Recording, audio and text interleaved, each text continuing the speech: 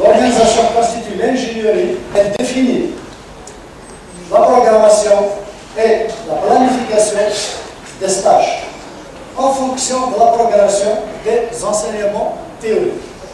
Donc, on a plusieurs disciplines, on a plusieurs spécialités, option radio, option sage-femme, option soins, etc. Donc, pour chaque option, il y aurait des éléments, des acteurs qui vont travailler là-dessus, hein, et ils vont élaborer cette programmation et cette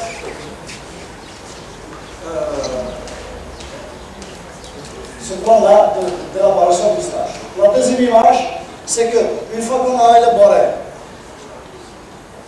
la planification et la programmation, là, on aura le volet gestion. La gestion, c'est la science de l'organisation. Donc, la gestion constitue la science de l'organisation. Elle consiste à faire un choix judicieux d'une stratégie qui vise à adopter là où les méthodes d'apprentissage, là où les plus appropriées, en cohérence avec les objectifs tracés. Là, dans la gestion, on tiendra compte du nombre de terrains de stage, on tiendra compte du nombre de personnel qualifié à encadrer, et cela aussi en fonction des terrains et des structures. Donc, un paramètre d'envergure à ne pas omettre, à ne pas oublier, c'est le portfolio. Pardon, c'est la traçabilité qui consiste en la prise en compte du portfolio et le document d'évaluation inhérent à chaque tâche. Donc le portfolio, c'est un document individuel à chaque individu. Le document d'évaluation, il appartient au maître de stage ou bien au professionnel de proximité. Là, je fais une toute petite présentation du portfolio. Donc c'est un outil appartenant à l'étudiant et lui sert de mesure et d'appréciation de sa progression en stage. Il est centré sur l'acquisition des compétences, des activités et des gestes de soins. Une fois qu'on a organisé cette période pratique, qu'on a entamé à la gérer, il y a lieu de penser à l'évaluation. L'évaluation, elle consiste en une période d'essai. C'est pour voir est-ce que cette organisation et cette gestion va dans le sens fructif ou bien dans le sens où il y a des manquements qu'il y a lieu de remédier.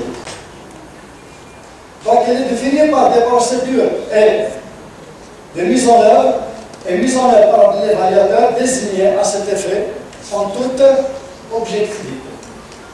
Donc là, je vais passer la procédure de l'évaluation. L'acteur central, c'est l'évaluateur. Donc, qu'est-ce qu'il va faire? Il va voir l'objet d'évaluation, le référé, et ce qui est attendu, c'est-à-dire le référent. Et à ce moment-là, il va passer à deux actions.